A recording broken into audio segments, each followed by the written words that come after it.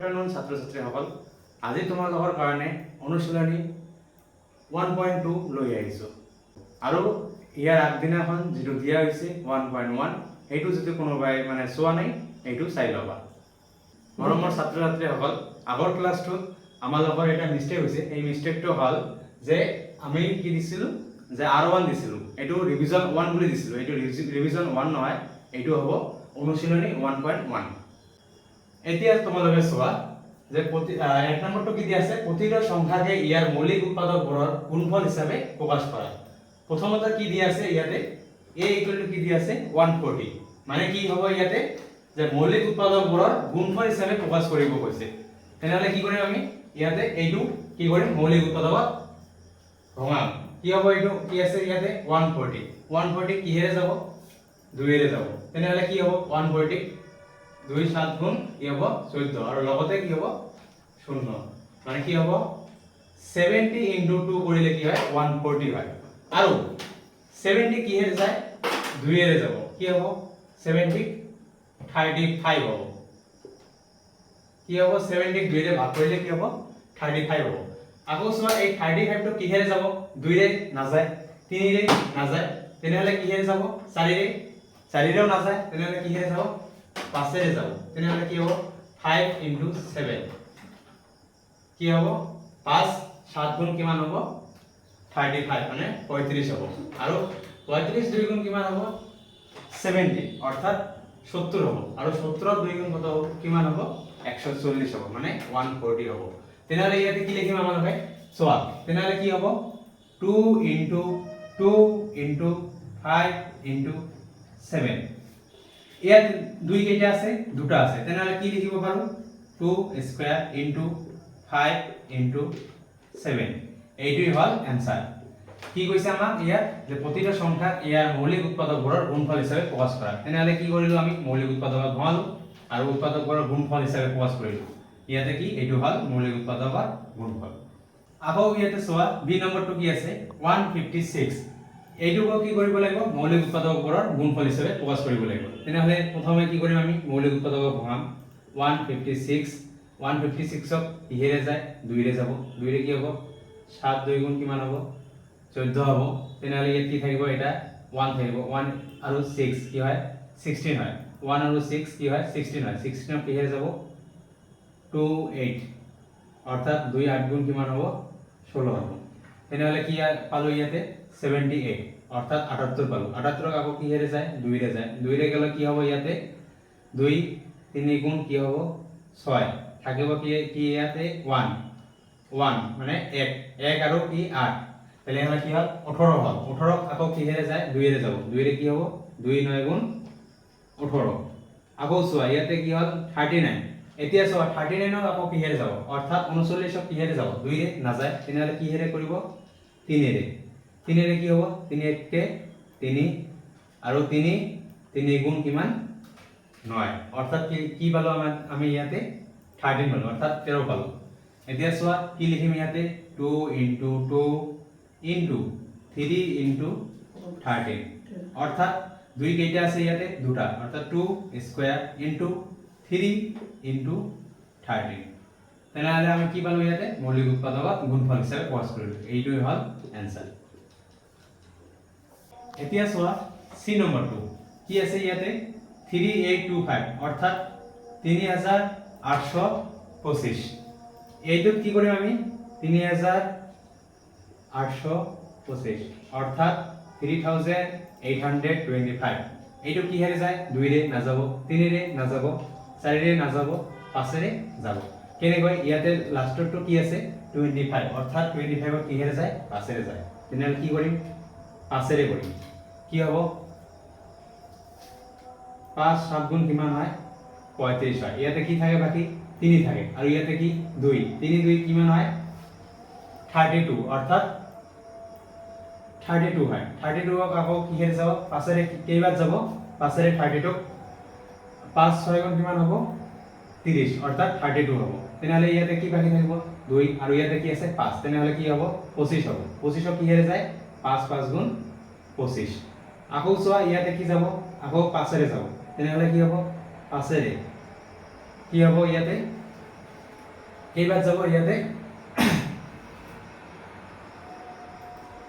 কেইবাৰ যাব ইয়াতে 5 ৰে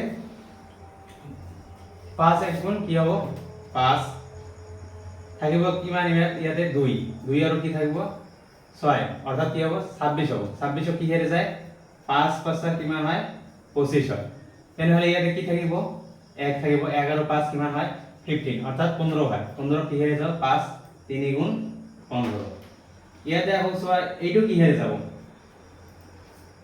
153 অৰ্থাৎ 153 ইয়াত কিহেৰে যাব 153 ইয়াত যাব কিহেৰে যে এইটো 5 ৰে যায় না যায় 6 ৰে যায় না যায় তেনেহলে কিহেৰে যাব 7 দিয়ে এবাৰ ট্রাই করব কি হয় 7 দি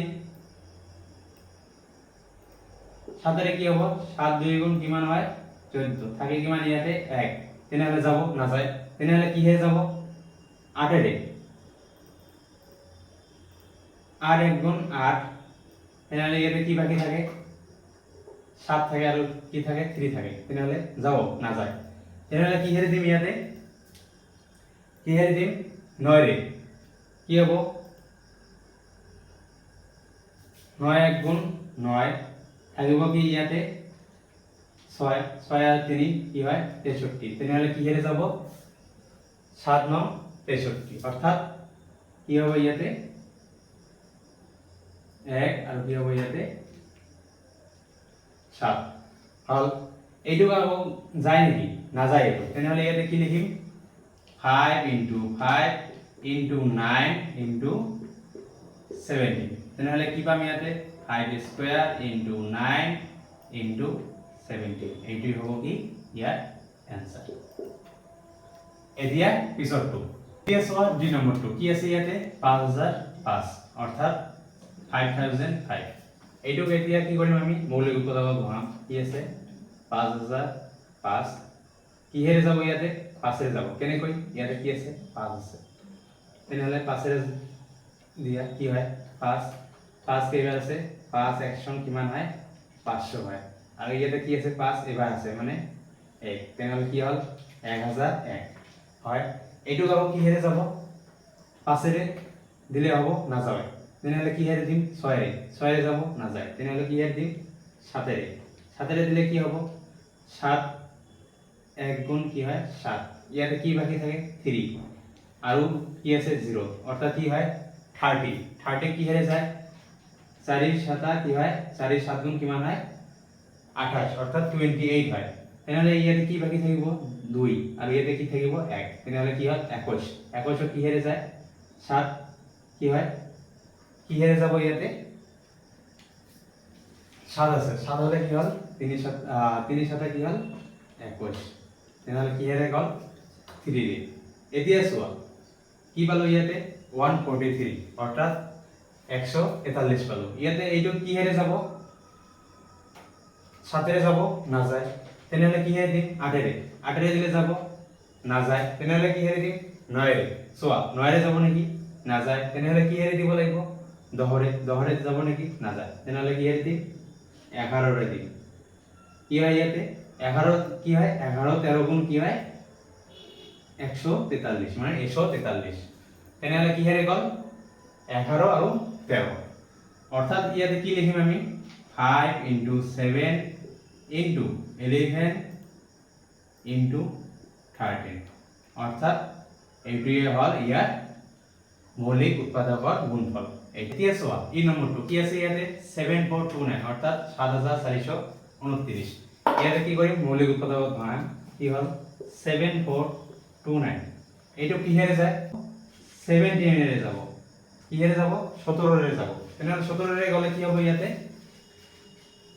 4 তাৰ পিছত কি হ'ব 3 তাৰ পিছত কি হ'ব চোৱা তাৰ পিছত কি হ'ব ইয়াতে 7 কি হল কি পালো ইয়াতে 437 এতিয়া চোৱা 437 আকৌ কিহেৰে যাব এইটো চোৱা কিহেৰে ইয়াৰ আগতে কিহেৰে দিলো 17 ৰে দিলো তেনেহলে ইয়াত কি কৰিব লাগিব 18 ৰে দিব লাগে হিচাপে 18 ৰে যাব না যায় তেনেহলে কিহেৰে দিম 19 ৰে দিলে কি হ'ব যাব কেইবাৰ যায় 19 23 গুণ কিমান হয় 437 অৰ্থাৎ 437 তেনেহলে চোৱা কি পালো ইয়াতে 17 into 19 into 23 এইটোই হল ইয়াৰ কি মৌলিক উৎপাদকৰ গুণফল এইটোই হল এনসাৰ মৰমৰ ছাত্ৰ ছাত্ৰীসকল মই আজিৰ ক্লাছটো মই ইয়াতে সমাপ্ত কৰিলো আৰু তোমালোকে যদি ক্লাছটো চাই কিনে ভাল পাইছা তেনেহলে লাইক কৰিবা লগতে চেনেলটো সাবস্ক্ৰাইব কৰিবলৈ নাপাহৰিবা নেক্সট ক্লাছত মই আকৌ তোমালোকৰ লগত লগ পাই আছো আৰু ইয়াতে যদি কিবা তোমালোকৰ প্ৰবলেম থাকে তেনেহলে আমালোকক কল কৰিবলৈ বা মেছেজ কৰিবলৈ নাপাহৰিবা ধন্যবাদ